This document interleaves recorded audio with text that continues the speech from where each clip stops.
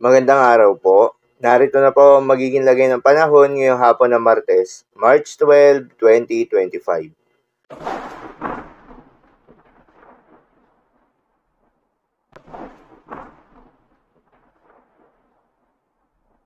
Sa kasalukuyan at ayon sa pag-asa, easterlies o yung mainit na hangin galing sa may silangan ang patuloy pa rin nakakaapekto ngayon sa buong bahagi ng ating bansa. Dahil dito ay asahan yung bahagya hanggang sa maulap na kalangitan na may kalat-kalat na mga pagulan at thunderstorms. Habang bahagya pa rin nakakaapekto itong northeast monsoon o hanging amihan sa may extreme northern Luzon, particular na sa may Batanes area. Dahil dito ay asahan yung maulap na kalangitan na may kalat-kalat na may mahihinang pag-ulan.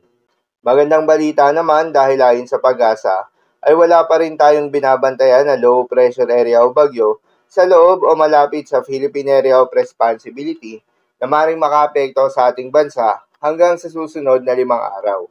Ngunit maging handa pa rin tayo dahil maaring wala o merong isang bagyo ang posibleng mabuo o pumasok ng Philippine Area of Responsibility ngayong buwan ng Marso.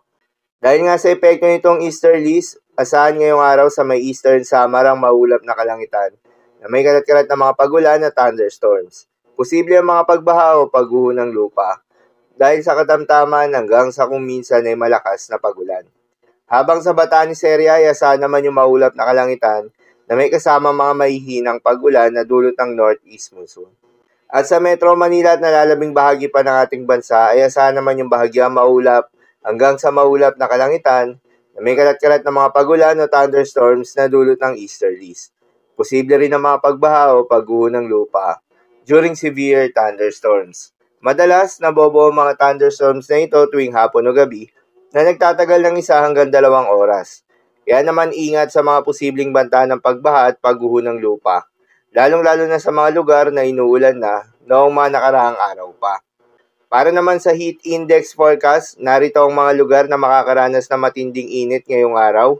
Kabilang na ang Dagupan City, Pangasinan na aabot sa 44 degrees Celsius, habang sa Metro Manila naman ay aabot sa 40 degrees Celsius.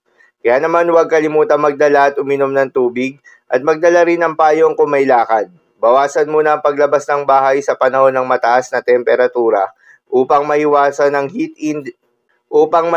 ng heat-related emergencies kagaya ng heat exhaustion, heat cramps at heat stroke. Para naman sa magiging lagay ng mga dagat baybayin, ayon sa pag-asa ay wala pa rin tayong nakataas na gale warning sa anumang seaboards ng ating bansa. Ngunit pinag-iingat pa rin yung mga papalaot na mga kababayan nating mangingisda at yung may mga maliliit na sasakyan pandagat sa may eastern seaboards ng Luzon, dahil inaasahan pa rin yung katamtaman hanggang sa mahalo na karagatan.